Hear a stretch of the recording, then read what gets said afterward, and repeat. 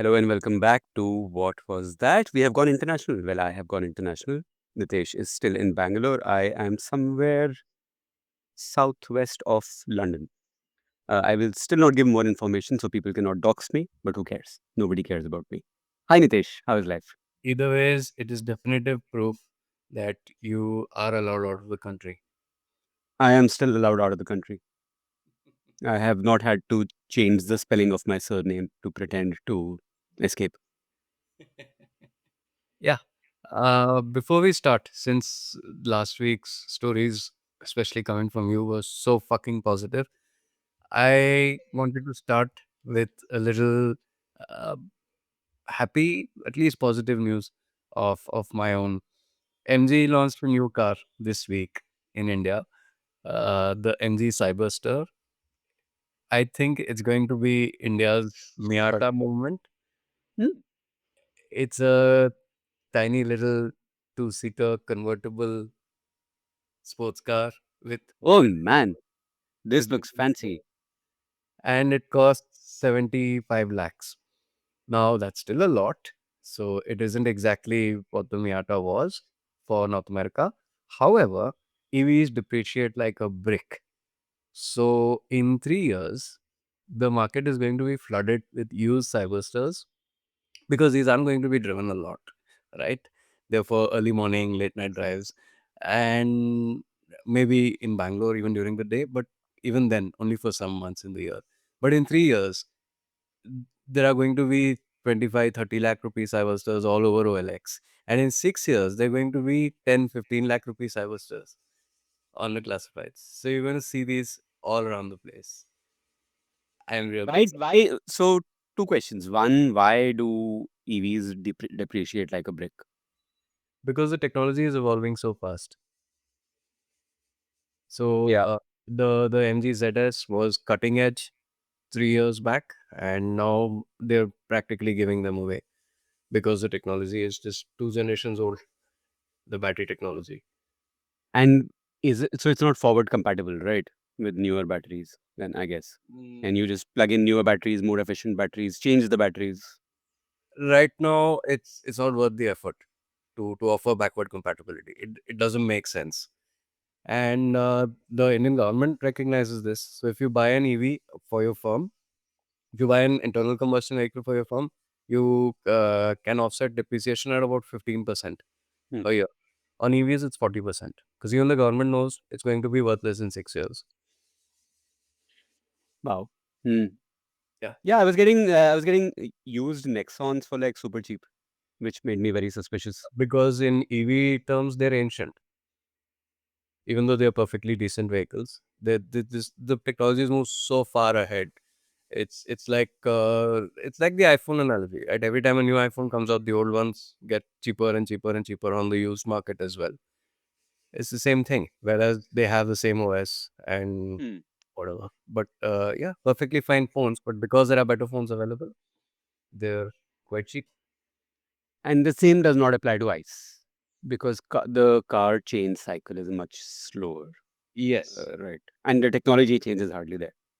And it's also a matter of trust. I think like people know that even if I'm buying a 10-year-old car, I can Hmm. still theoretically drive it for another 20 years because there have been cars on the road for 20, 25, 30 years. Except if you live in Delhi.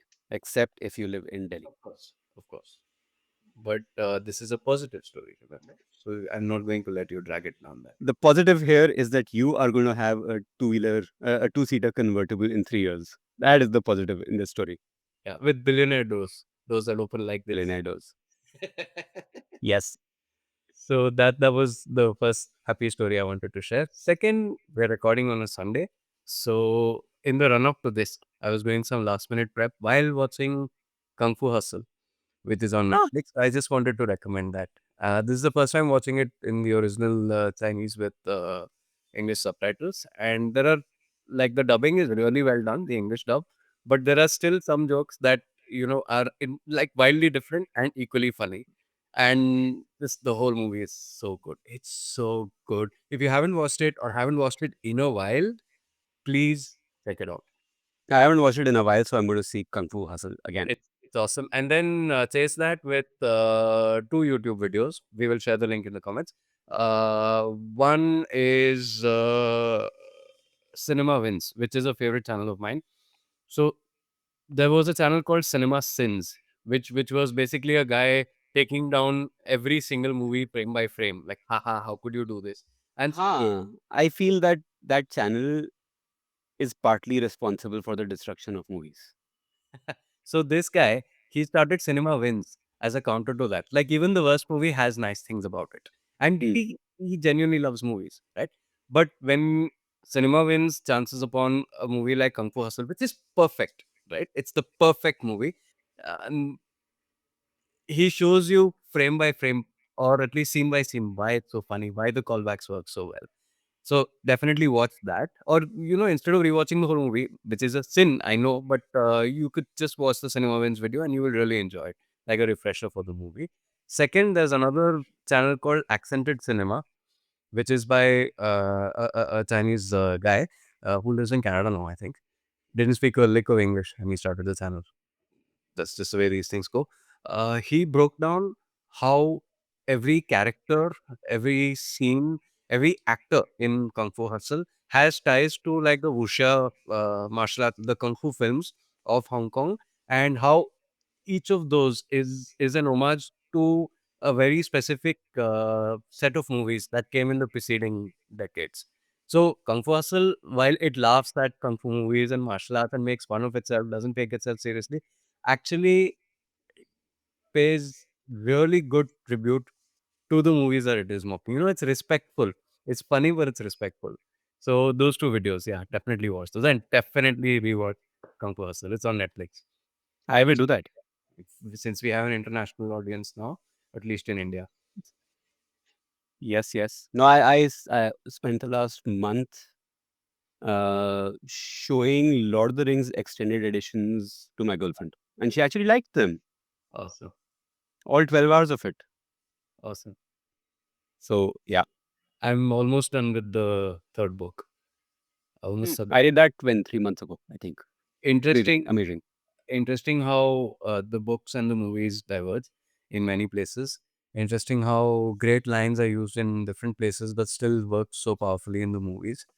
The one crib I have about the movies is that they did the character of Faramir bad.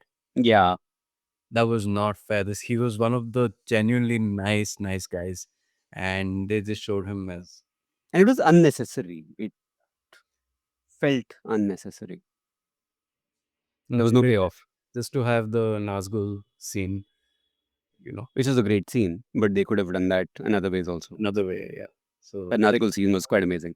the one lament I have with the movies is that they did Paramir dirty.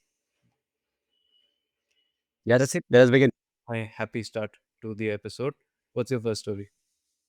My first story is on Google losing another appeal to break up its monopoly on the App Store. And I will start with monopoly on the App Store because that was the biggest point of litigation itself. Does Google have an App Store monopoly? It's Play Store, which is pretty much the only place you can get apps. Right now, every phone manufacturer has its own version. Also, Samsung has a App Store. Xiaomi has an App Store. But pretty much the de facto is Google. It's not an open market. Uh, so Epic Games, and we've discussed this before, but then we had no audience, and now we have mostly no audience. So slight change, slight win. Uh, Epic Games sued both Apple and Google because Epic Games is the maker of Fortnite, a very like insanely popular game in the early 20s. So they sued both of them because Epic Games wanted to use its own payment system, external payment system. So they slipped in code that would allow people to go out and buy and not pay 30% fees to Apple and to Google, depending on the phone you were using. And both of them acted and just promptly ejected the game. And Epic took both of them to court.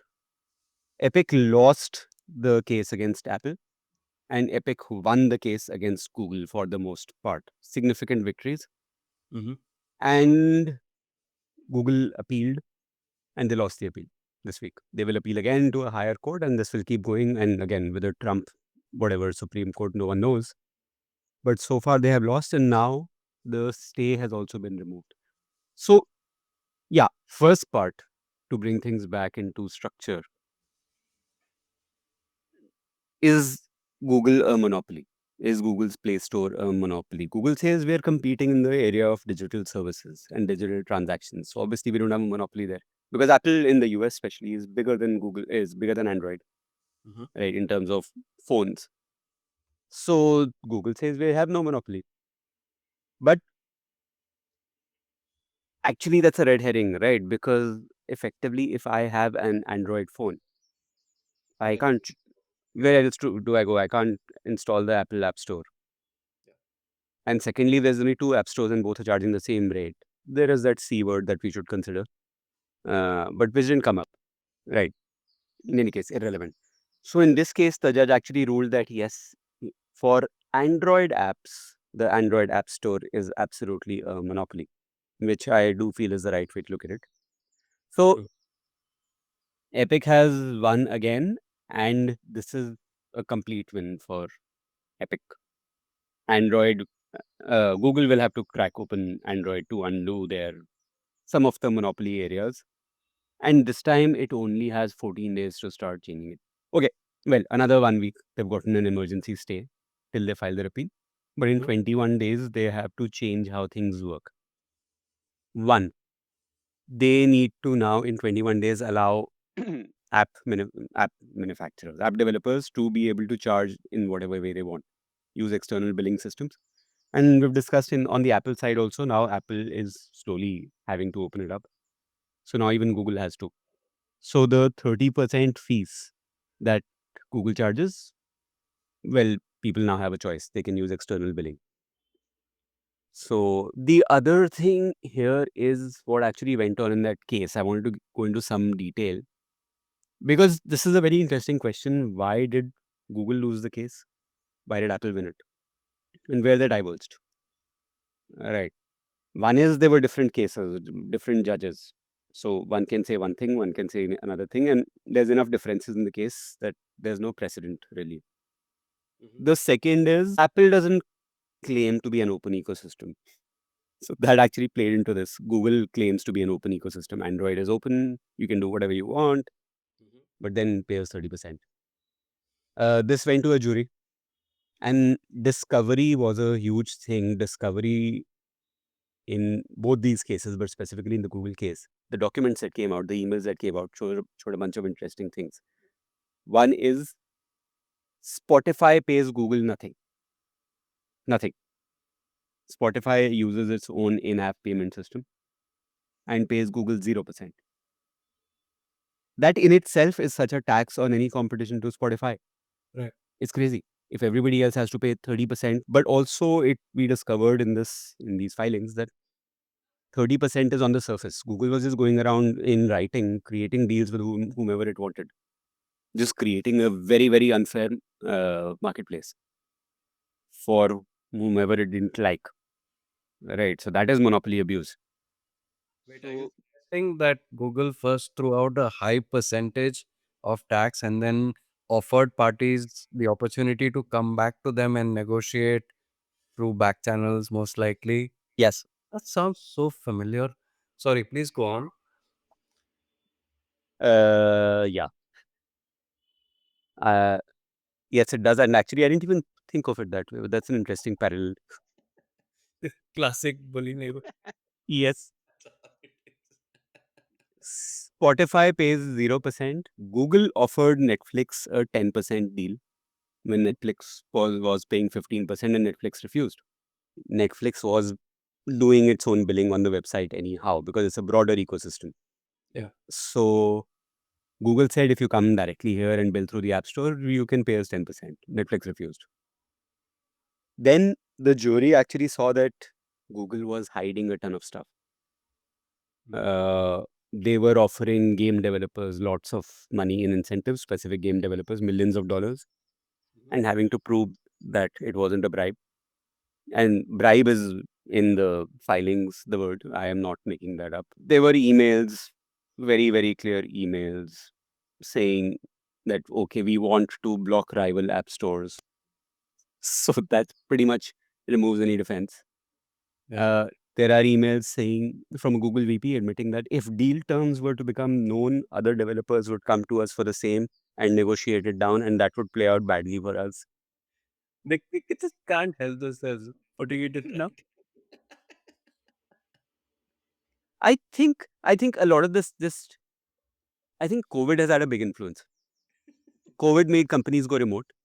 So suddenly you went from people talking openly in meetings to people moving to chat Hmm. and everything suddenly being recorded. Right. And before they even had the time to adjust, suddenly there's so much on the record. So I think even in other cases, this is going to play out interestingly, like so much more coming out in discovery just because people were openly chatting about everything. So have And have yeah. the Google execs now moved to Signal? Oh, Signal Gate, another Signal Gate. I don't know actually. They probably have.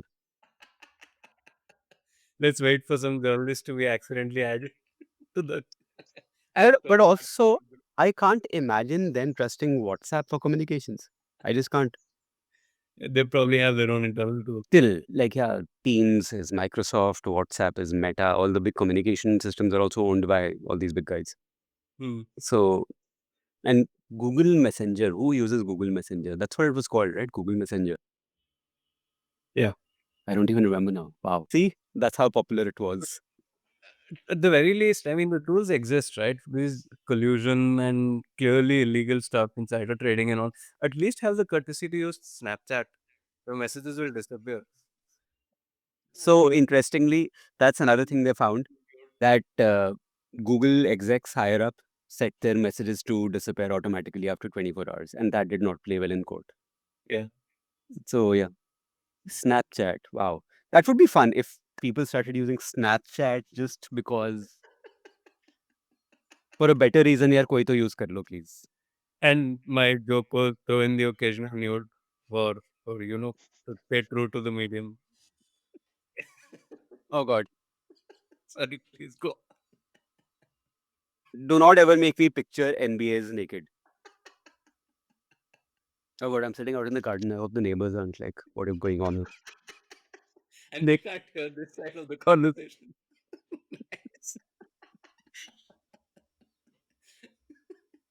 Sorry, go on. That's it. That is what is happening. That is what is going on. That's the quick update. Okay, Okay. so I I have a doubt here. It's been a while since I used Android, but don't APKs still work? Like For I could send you an APK and you could run it on your phone right now, right? The app yeah, would work. yeah. ATKs So work. yeah, whereas on iOS they don't unless you jailbreak your phone first. Why did Google lose and Apple win? Exactly the question I was trying to answer. Just different cases. It went in different directions. And even the Epic guy, Tim Sweeney, he himself said it feels like the side that is more open has been punished much more. Yeah, Both should have been punished. Right. It's not like yeah, Google should have been punished less. correct. But yeah, Apple lost. Just a different single judge. So a lot of this, and so The Verge, which is a great podcast that I follow, The Vergecast, Mhm. and they're reporting on some of the stuff. They are too AI credible, but overall their reporting is quite nice. Some of it. They themselves keep discussing that so many of these cases in the US are just like a roll of the dice, depending on which judge it goes to. This happened to be a jury case, so more details came out in the open and it didn't play well. Hmm. But yeah, Apple successfully argued that they are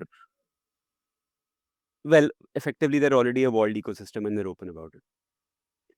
But Apple also now has to open up its app store. That process is also underway. Mhm. And in fact, I should do an update on that in a few weeks. I want to see earnings calls now, Yeah. how it plays out. Spotify's earnings calls have, or their annual reporting at least, have spelled out that they don't pay anything to Google in App Store fees. I think I am assuming since there's been no reporting, they would be obfuscating this data. Okay. They would not be releasing separate app store. data. Because Or there is a complete lack of tech reporting, honestly. So it's yeah, possible it came out and nobody might be checked. that. Yeah. Nobody connected the dots. It happens. Mm. It happens all the time. And it's blatantly obvious in hindsight, but then nobody went to look for it in the beginning. Happens in the happened in the ILFS implosion. It was all there in writing that these are the exposures that we had, the original exposures. Yeah. Which, now that I think about it, AI would be a great tool to unearth this shit because legally it has to be disclosed. And cool. Let me run a perplexity query in the background using my free perplexity. Thank you, Airtel. I don't know how you guys are making your money, but does Spotify pay App Store fees to Google? Does not pay standard App Store fees to Google for in-app purchases on Android. Instead, due to a special deal, Spotify pays 0% commission. Yes, but then we know that now. Yeah. Was already on the internet earlier. This arrangement was confirmed during the Epic versus Google trial, where it was revealed that both companies also contributed $50 million each to a success fund. What is going on here? And by the way, even Perplexity has put success fund in air quotes. I like how no matter what else happens, the longer these LLMs spend online, the more cynical they get. They are human after all, then. The true AGI. Success. So, yeah, that is my first story. I have so many thoughts about this. I just hope, like, these companies deserve to be broken up now with all the chaos going on. I don't think they will be broken up.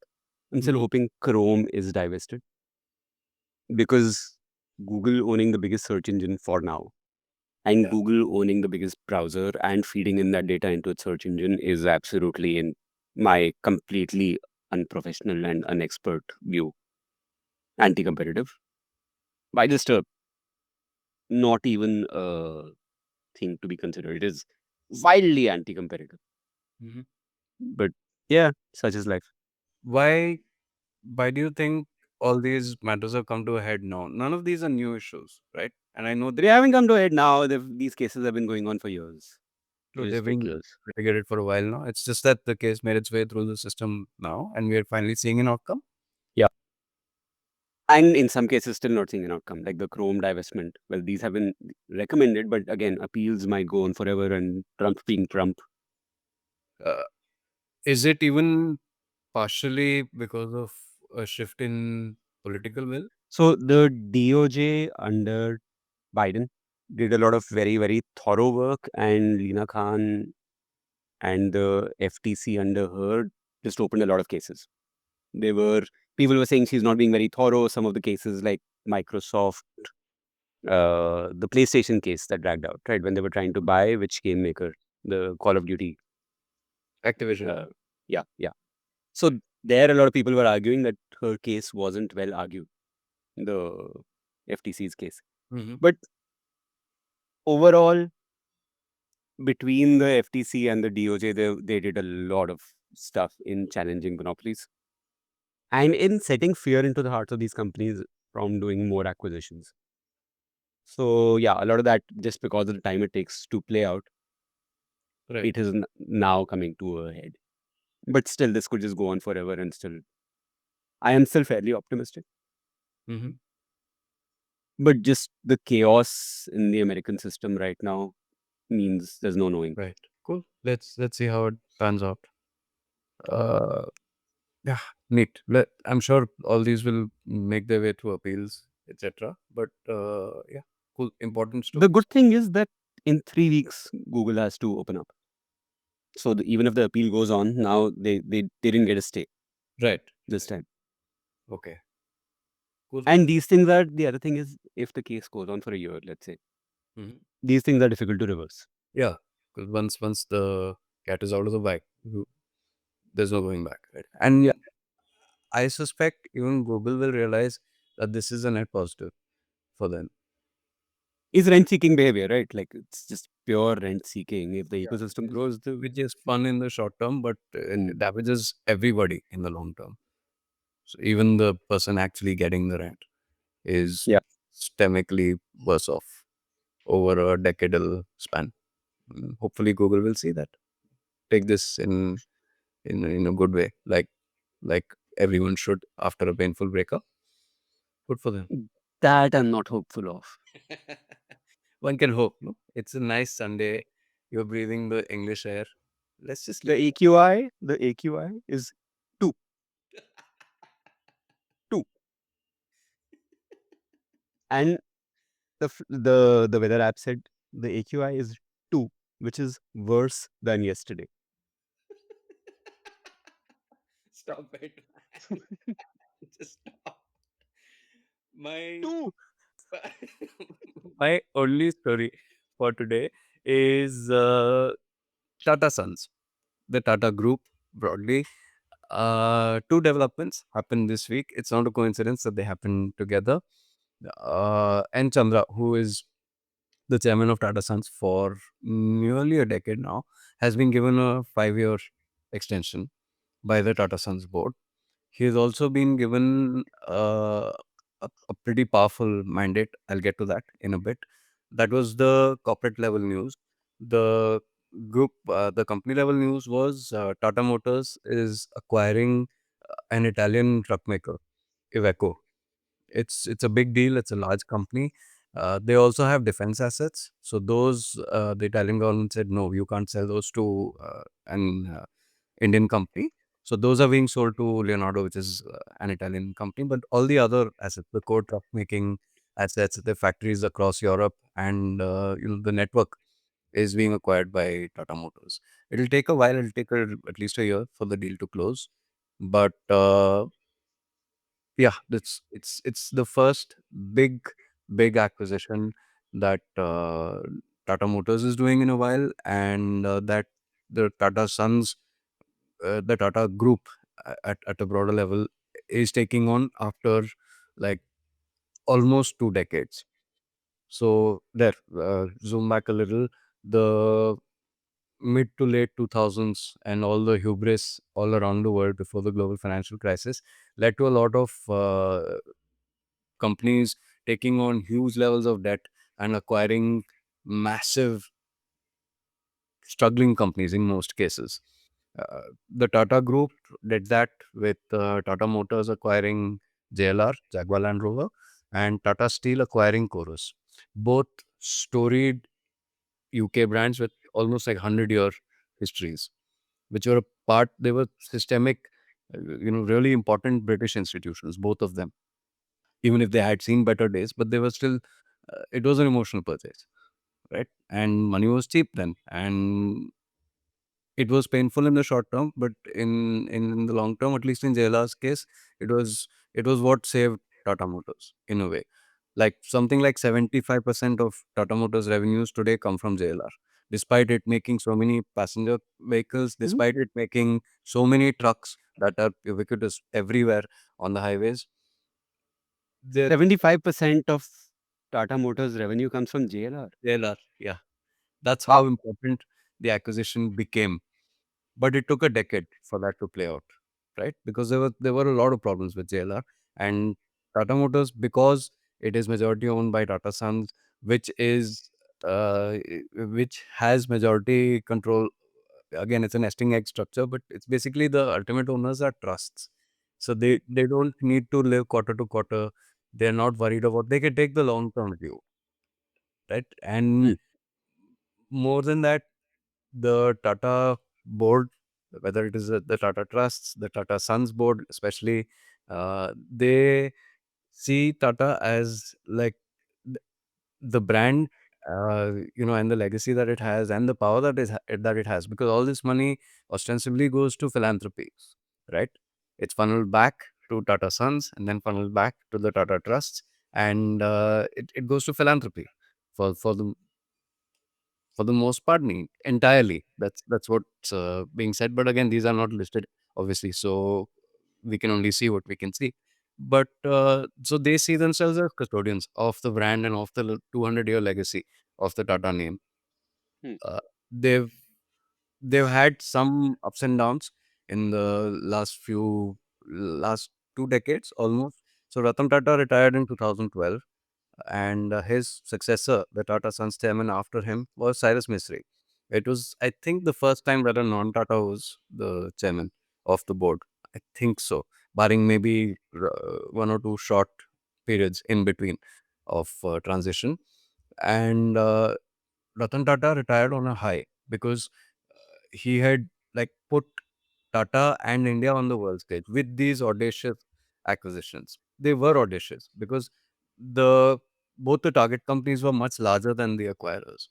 Hmm. It was a big bet the company move, and they hadn't paid off, but they hadn't failed also. So that was Ratan Tata's legacy, which in India was cemented by the nano and the messaging around it.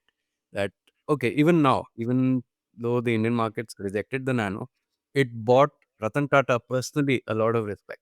That this man went out of his way, put all those resources, and tried to make a car for the common man. The common man rejected it because he saw it as lesser than, but the his heart was in the right place, especially the shenanigans around where the factory should be and all that.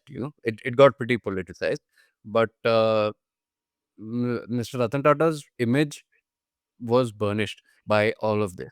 It was gilded. He is untouchable now.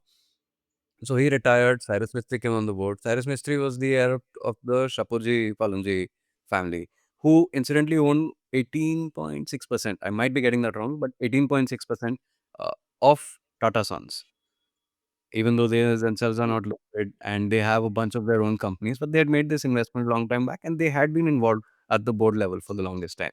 So it made sense. This was a smooth, seamless transition. Uh, Cyrus Mistry had been groomed accordingly, and he came in, uh, and he had a 4-year tenure. I think he did really well because uh, there was a ton of debt, so that required a ton of restructuring. So it was like Ratan Tata had expanded the remit and the scope of the companies, and this was like Tom Hagen coming in and cleaning things up, you know, just stabilizing it, doing financial discipline, and just following up on the audacity of the previous move and making Yeah. sure everything is executed correctly. Like Tim Cook followed. Like Tim Cook.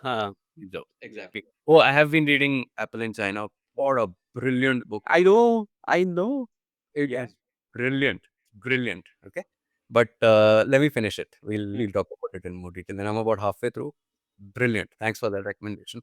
Yeah. So like that, you require after one of these pioneers and visionaries, you require somebody to come in and do housekeeping and Hmm. bring the house back in order and just let the balance sheet and the firm and the people take a breather, which is what Tim Cook did with Apple and which is what Cyrus Mistry did with Tata as well. However, something happened and Ratan Tata came back in and there was like a coup and Cyrus Mistry was kicked out and N. Chandra, who was heading TCS at the time, which is like the moneymaker for Tata, which is what funds everything else. For the longest time, that's how it was. He was elevated to chairman of the board.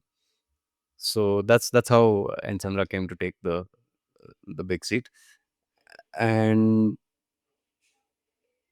I think that what has worked so well for Tata, its corporate structure, the way the stakeholders are thinking in terms of decades, the importance of the core Tata brand. So any portfolio company that uses a Tata product below its name, like Tanishq did, I don't know if they still do, they actually pack a royalty for that to Tata That's Sons fair. Yeah.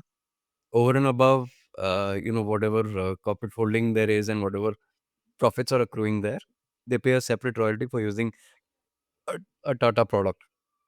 That's how Yeah. They still do. name is. It just says Tanish a Tata product on every banner on their Yeah. site. So that's how powerful the Tata name is. It implies trust.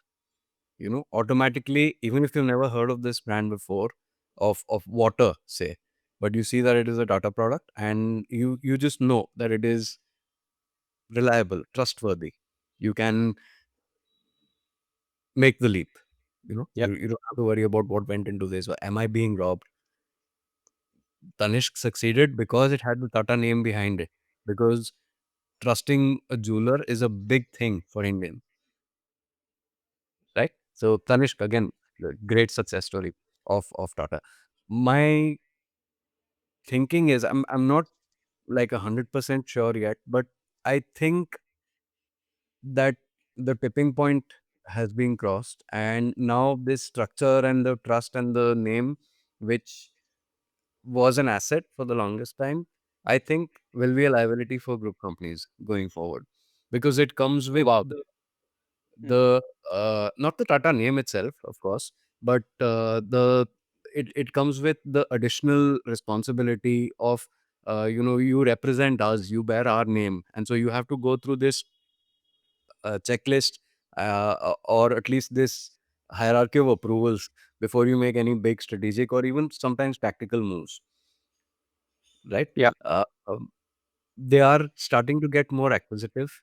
Tanishq just acquired Damas, which is a big UAE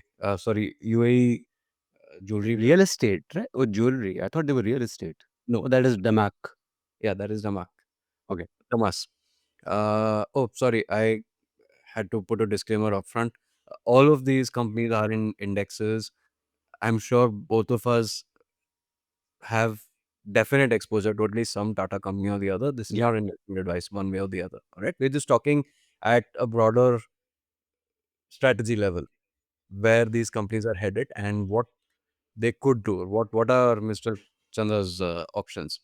So the mandate that I was talking about, Shapoorji Pallonji is stuck with a ton of debt, and they want to exit Tata Sons because they're clearly not being able to exert any control there. So they just want to monetize their stake and extinguish that debt from their balance sheet. Cyrus Mystery tried for the longest time. There was a mismatch in valuations. Tata Sons said, "We'll buy you out, but at book value." And he said, "No, you have to do it at market value, right?" Yeah. So that was the tussle there. Now, Mr. Chandra's tenure has been renewed for 5 years with the remit of finding an equitable solution to this. Because if they don't, then the government of India is going to compel Tata Sons to list, because it has become like a structural NBFC. There's so much of India's economy flowing through Tata Sons' balance sheet that they have to be listed. There has to be more transparency, and there has to be more compliance, so that there are no systemic risks that are not visible to us. Like, we know very little about the non-listed companies of Tata Sons. We don't know what debt they are carrying, apart from the bare basic reporting that they do every year to the government, right? So that was the mandate from the government. Either you give the mystery family, Chapoji Palonji, give them an exit, and you can continue to be closely held, or we'll reclassify you and you have to list, which they don't want to do. So that's Mr. Chandra's remit, and it's a big mandate because he's got like 5 years, and he's got this like clear path to here resolve this problem that's been a thorn in our side for the last decade. Resolve this, and let's move on from here. Interestingly, it comes at a time when coincidentally all the group companies have been hammered in valuation because they're all facing different headwinds. All of them. Tata Steel has its own problems. Tata Motors is facing its own problems. Titan Tanishq is facing its own problems. They're all struggling for different reasons. Trent, which was doing so well with Zudio, Trent is the retail arm of the Tata Group. Zudio, Westside, Yeah. Trent Trent is They the were doing very well, I thought. I thought they were doing very well for the last few yeah, years. the stock price was on a tear, and all that happened.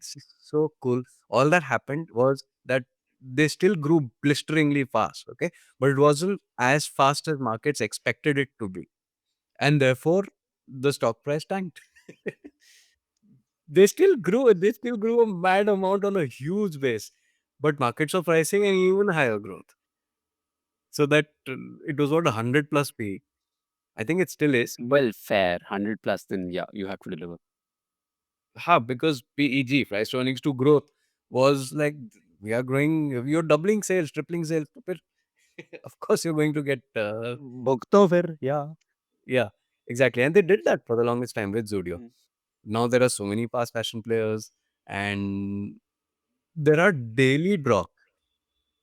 You know how Zara came in and disrupted fast fashion by saying we will not just do 4 seasons a year like these brands, we'll do 8 and then 12. Zudio has daily drop.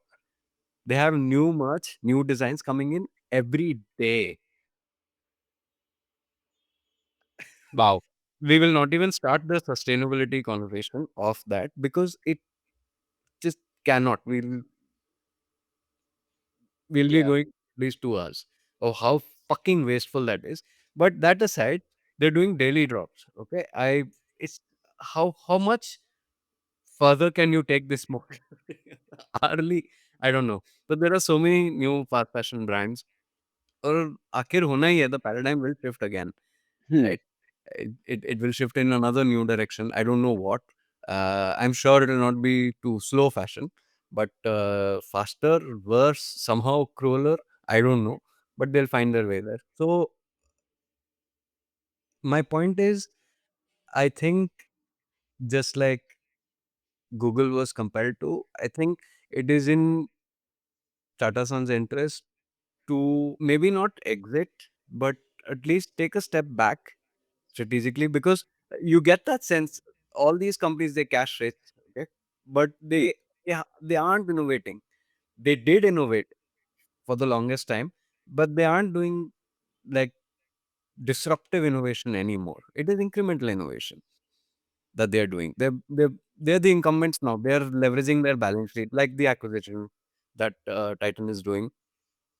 But Titan became Titan because they introduced the carat meter, right? It was a completely new paradigm that you bring in any gold that you bought from your family jeweler and we will tell you whether it's pure or not. They became the arbiter of quality and trust. Things like that, the Tata Group companies have not done in the longest time. Acquisition, they have been doing acquisitions for quite a while, especially in consumer. They acquired Big Basket. I would rate that acquisition 2 out of 5 for It seems to have just like I used to be a big big basket loyal customer. Hmm. Now I'm like, okay, like yeah, it's flat. Right. These guys are innovating the other guys. Yeah, But I still do there is that still trust. It feels like those employees or those the drivers, riders are better treated. Or maybe that's just an implicit thing in my head because of the Tata name. But yeah. yeah, innovation wise, range wise. They haven't really innovated. Quick commerce caught them completely off guard. Hmm. They did not realize it's coming. They did not realize how big it's going to be, and they're an also ran now. Baby now exists, but they're an also ran, right? So let me. Maybe I'm not doing such a great job of explaining this, which how I'm a podcaster. Uh, It's a huge company. It's a big yeah, problem. It's too many areas to get into. You could do a 3 hour episode on just Tata Sons. Or yeah, exactly. But no, my point today is about strategy. Like the Tata name, reputation, balance sheet works beautifully for something like the Taj hotels, Hmm. because they're the brand and that feeling of solidness matters more than everything else. And it gives them the time to craft a proper luxury experience, right? Yeah. So in that case, the Tata backing becomes like of course multiplier in that sense. But in all the ventures that it has entered, like Chroma should have completely cornered electronics retail. Yeah. Why haven't they done it? Like they have the network, they had the supply relationships, they had the trust. But Chroma hasn't also ran. Reliance Digital came much later and they're doing just as well. Every Chroma store has a Reliance Digital store next to it. And if not for the branding and the coloring, the experience is not very different.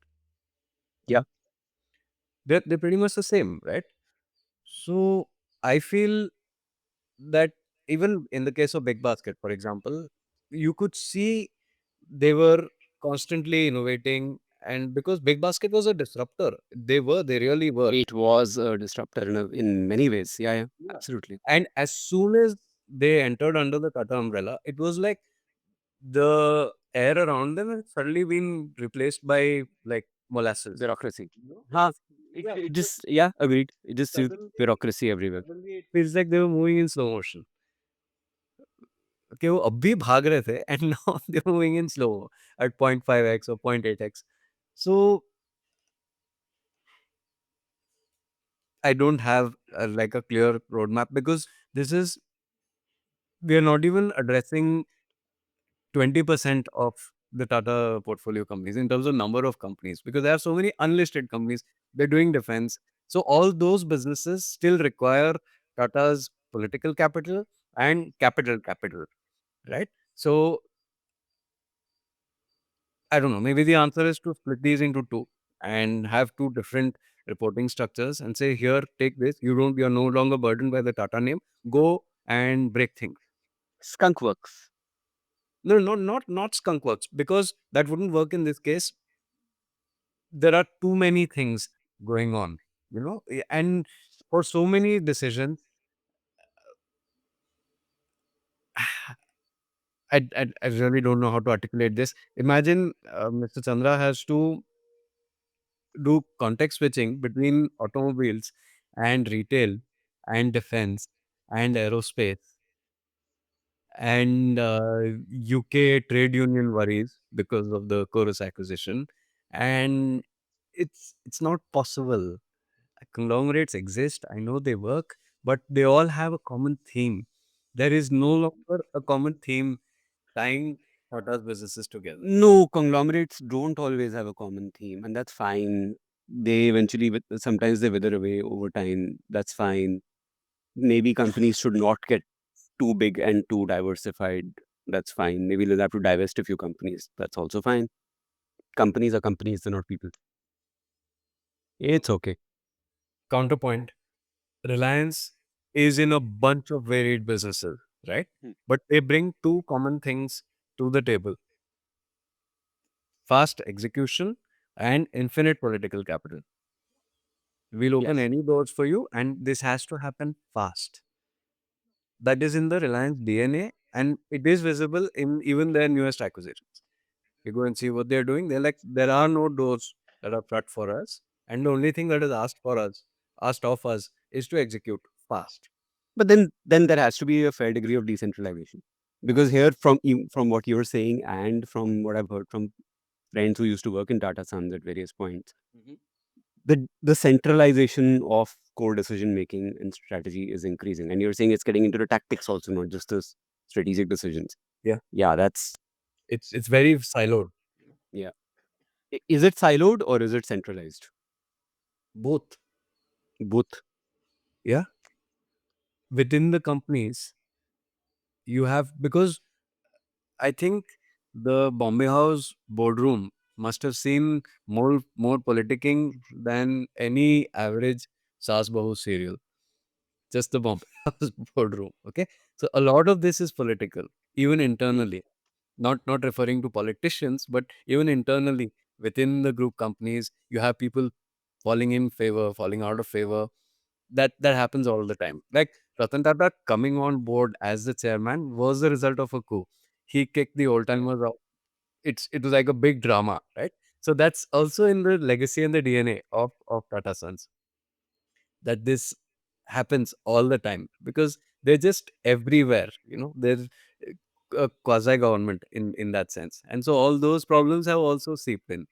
That even within the portfolio companies, you have people who are uh, given outsized power, which their designation might not exactly show, but then in the way of things, they have like the ear of powers to be. Um, Yeah. Yeah. okay. So Understood. that's why the silos exist there, because there are internal power structures, and then there is how it feeds into the mothership. of who gets which project approved, etc., etc. So classic bureaucracy, which is great for defense, but which is not so great for quick commerce. And so separate these and let them do their work, unburden them, take off the Tata product name. They don't need it anymore. You don't need it everywhere. Big basket will succeed or fail in quick commerce, regardless of whether it is labeled as a Tata product or not. Or you could let them keep the Tata name and just decentralize decision making. Let them make their own decisions. Do a very light touch approach. I think Trust them. removing the Tata name would be symbolic and also free up the balance sheets Fair. of that added lag. That's it. That's my story. It's hard to like I had a breakdown of each of the portfolio companies, but it's very easy to get lost in the weeds It is, I can imagine. Yeah. in analyzing this. And I think, yeah, that's the problem that the Tata Sons board has. There are too broad interests for there to be a single solution. And so the best thing to do is to unshackle them and let them find their own way. Let them sink. If they're not doing a good job, let them sink. And if at the very least, you don't need to have like 100 portfolio companies. You don't need to be in all those businesses. Get rid of the ones that are just a waste of your time. Maybe somebody else will do just with them. Exactly. Keep a minority stake and divest, sell, list, whatever. Get out of the mindset of the 80s and the 90s. Let them be. Because the cash engine that you were so dependent on, TCS, may not continue to churn out cash for much longer. They laid off like 2% of their workforce. And that's just the start. Indian real estate stocks tumbled the next day after TCS laid off people because in Bangalore and Hyderabad and parts of Pune and parts of NCR, it's the IT industry that's propping up the real estate. And that's a big sign. That's a big sign. Yeah. Yes. So why wait until you're already underwater before you start moving things? And one last thing, why did they acquire Air India? It did not make Oh, sense. God. They already had a fantastic airline. Legacy issues. Tara was Legacy issues. It was an emotional purchase and it did not make sense. It does not make sense. It's been a while since the acquisition happened. The culture has not changed.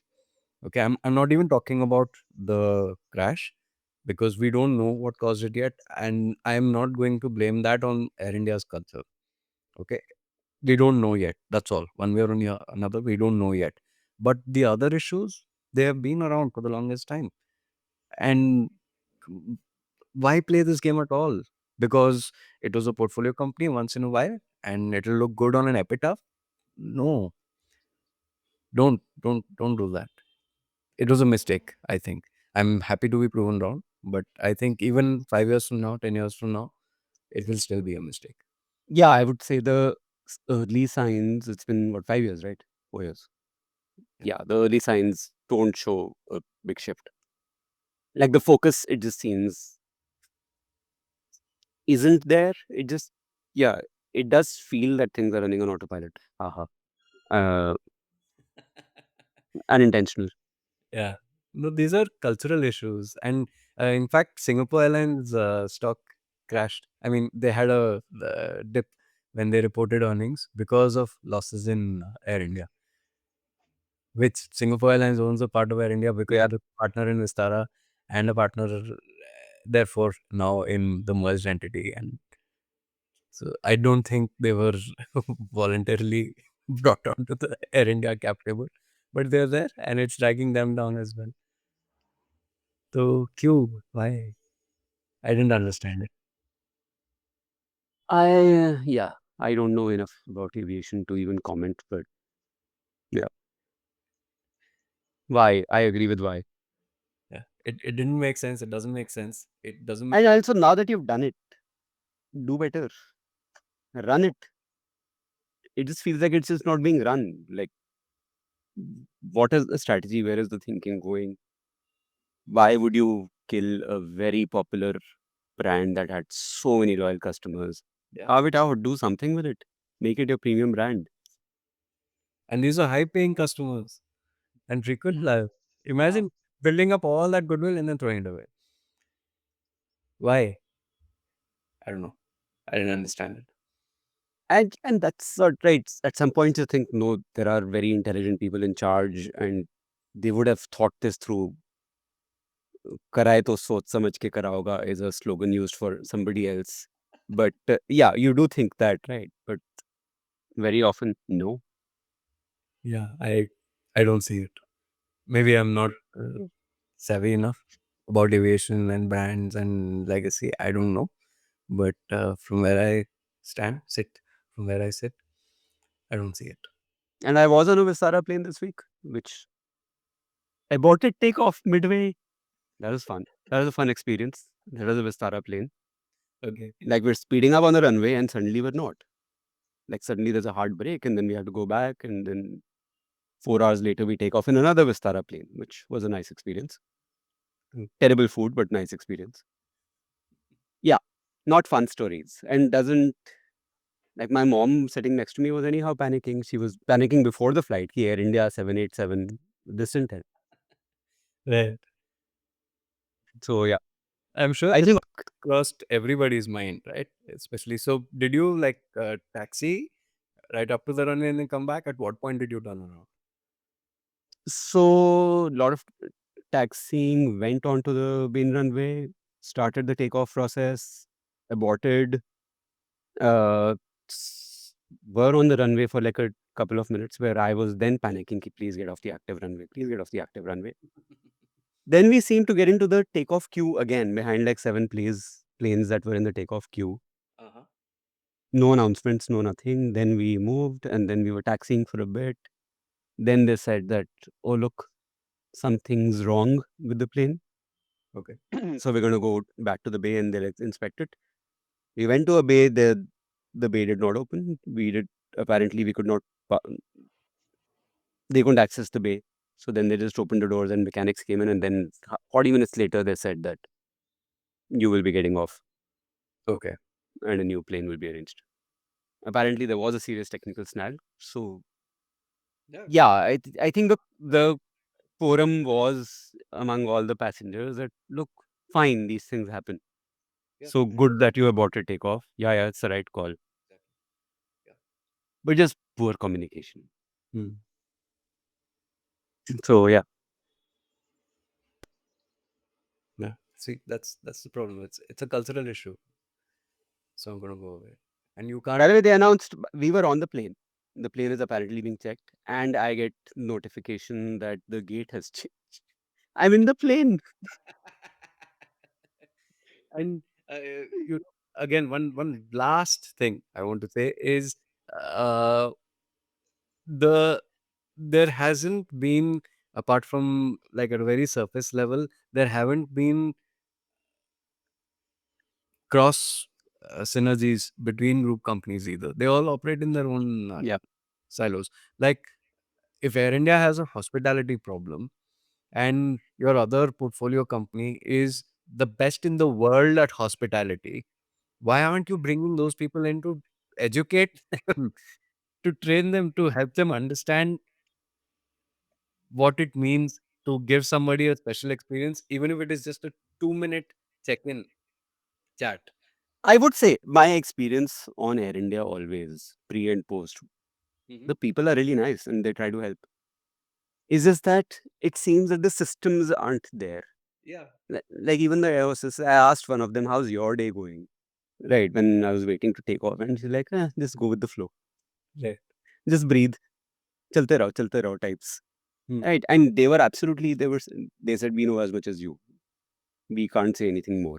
The announcement has to come from the pilot who's probably negotiating with like 10 people. The Correct. systems just aren't there. The people are nice, but the systems are just not there at all. Yeah. So I'm sure in one of the Tata Sons portfolio companies or the Tata Group, somebody somewhere has solved this problem already. But those Yep. don't just don't infuse the rest of the group. So what is the point of having the group structure then? That's my argument. There. Thank you for helping me close that out so succinctly. That's a great way to put it. Yeah, what's the point of being in a conglomerate if you don't get to cross synergize? Oh God, MBA term, LinkedIn term. I must write a post about At least what you're, this podcast has taught me about B2B sales today morning. at least you're What fully closed. what an aborted takeoff on Air India taught me about leadership, life, and B2B sales. I need to go, right? Very nice. That's it. That's Yeah. it. I think let us stop today. We are an hour in, exactly. I will push my AI story again to next week, which gives me a story for next week. Great. I don't have to think. Cool. See you, Ritesh. Bye bye. Bye. Have a day. Bye bye.